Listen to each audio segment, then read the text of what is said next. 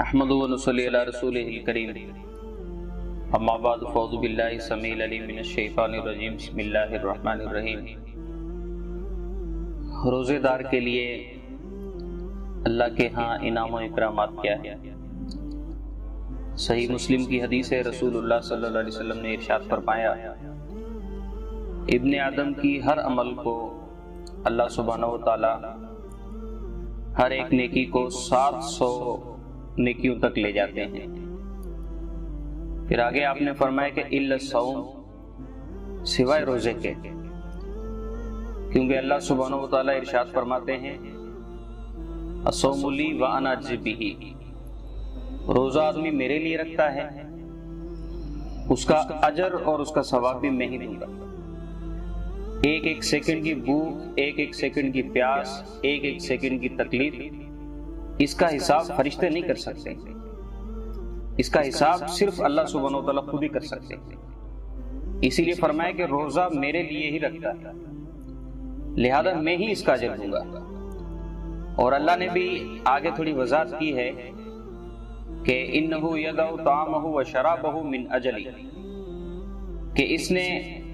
اپنا کھانا پینا، اپنی خواہشات میری وجہ سے، یعنی میری حکم کی بنا پہ اپنی یہ ساری چیزیں اس نے ترک کی، لہذا میں ہی اس کا اجر دوں گا۔ ایک تو اس کا یہ انعام ہے کہ اجر اس کا اللہ خود دیں گے۔ دوسرا، رسول اللہ صلی اللہ علیہ وسلم نے فرمایا، بخاری شریف کی روایت ہے، فرمایا والذی نفسی بیدہ، فرمایا اس ذات کی قسم جس کے ہاتھ میں میری جان ہے، لخلوف فم الصائم اطیب عند اللہ من ریح المسک، فرمایا کہ روزے دار کی منہ کی جو بو ہے یہ اللہ کے ہاں مشک کی خوشبو سے کہیں زیادہ پاکیزہ ہے، مشک کی خوشبو سے یہ بو کہیں زیادہ اہمیت والی ہے اللہ کے ہاں۔ کتنا بدبخت ہے وہ آدمی کہ جو سگریٹ، پان، گٹکا اور نسوار وغیرہ کے بدبودار اور حرام اشیاء کی وجہ سے روزے سے محروم رہتا ہے اور لوگوں کو عذر دے رہا ہوتا ہے کہ میں سگریٹ کا عادی ہوں، میں نسوار کا عادی ہوں، اس کے بغیر میرا چارہ نہیں۔ ان بدبودار چیزوں کی وجہ سے وہ روزے کو چھوڑ رہا ہے، اور اللہ کے رسول یہاں ارشاد فرما رہے ہیں کہ اللہ سبحانہ و تعالیٰ کے ہاں روزے دار کی منہ کی بو مشک کی خوشبو سے کہیں زیادہ مہنگی اور قیمتی ہے۔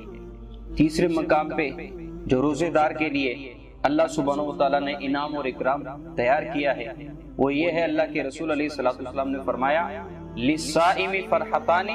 یفرحہما، بخاری شریف کی روایت ہے، فرمایا روزے دار کے لیے دو خوشیاں ہیں جن کی بنا پہ اس کو وہ خوشیاں ملتی ہیں، فرحۃ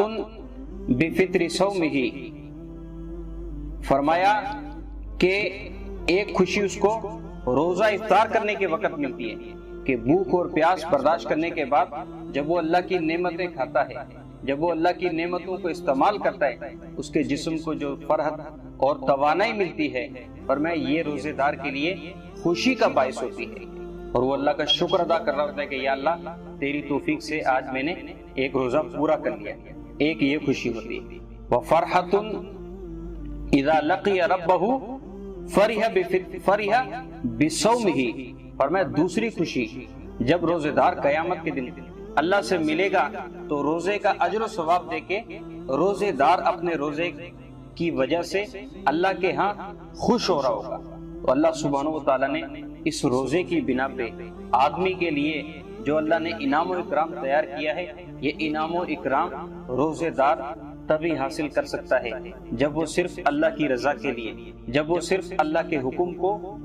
اپنے آگے رکھتے ہوئے روزے کو کما حقہ رکھے، روزے کو کما حقہ ادا کرے، اس میں نہ مخلوق کے ساتھ بدتمیزی کرے، نہ کسی سے لڑے جھگڑے، اللہ سبحانہ و تعالیٰ کی رضا کی وجہ سے پورا دن خاموش رہے۔ یہ نہ ہو کہ روزہ رکھنے کے بعد فجر پڑھ کے سو گیا یا فجر کی اذان سے پہلے سو گیا، شام کو 5 بجے صاحب کی آنکھ کھلی، غسل خانے میں چلے گئے، روزہ بہت لگائے۔ نہیں، روزے کی وجہ سے نماز معاف نہیں ہوتی، روزے کی وجہ سے تلاوت معاف نہیں ہوتی، روزے کی وجہ سے دیگر عبادتیں معاف نہیں ہوتی۔ اگر روزے دار اپنے لیے انعام و اکرام لینا چاہتا ہے تو اس کو چاہیے کہ روزے کی وجہ سے دیگر عبادتوں سے بھی پیچھے نہ رہے اور اس کے ساتھ ساتھ روزہ ادا کرنے کے جو حقوق ہیں ان کو ادا کرے۔ اللہ سبحانہ و تعالیٰ سے دعا ہے کہ اللہ سبحانہ و تعالیٰ کا ماحقہ ہمیں روزہ رکھنے اور اللہ سبحانہ و تعالیٰ ہمیں ان لوگوں میں شامل ہونے کی توفیق عطا فرمائے۔ وما علیہ الا البلاغ المبین۔